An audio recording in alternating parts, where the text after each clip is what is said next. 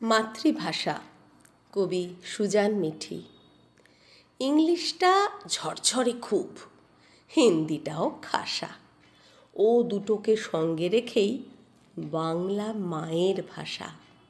এই তো সেদিন বঙ্কুবাবুর ছোট ছেলের ছেলে ভর্তি হলো ইংরেজিতে পাড়ার পাশে বাংলাটাকে ফেলে।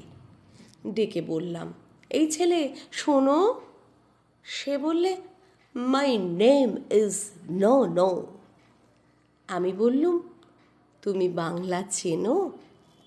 ভ্রু কুচকে বললে, রাবিশ, ও সব আবার কেন?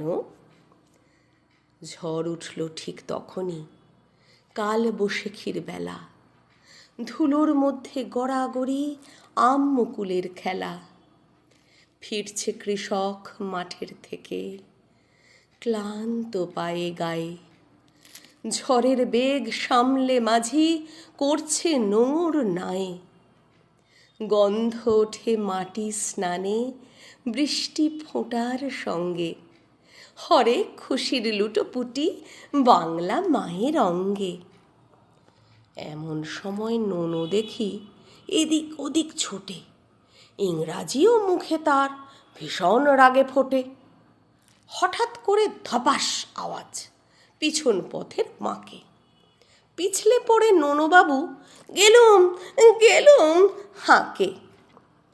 হেসে বলি, এখন শোনা বাংলা কেন তোর? কাঁদতে কাঁদতে বললে ছেলে, লেগেছে ভীষণ জোর।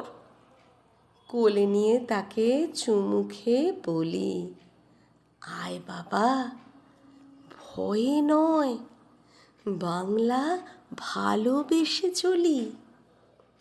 ঘাসে ঘাসে বাজে বীণা সুর মেঘ ছুঁয়ে।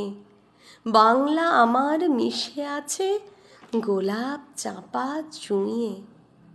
বাংলা প্রাণের আরাম, হাসি ভরা সুখ। স্মৃতির হৃদয়ে ভাসে তখন বাংলা শহীদ মুখ।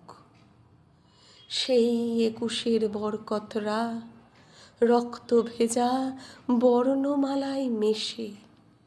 বাংলা হাসে দাওয়ার কোণে দাদির আঁচল দেশে।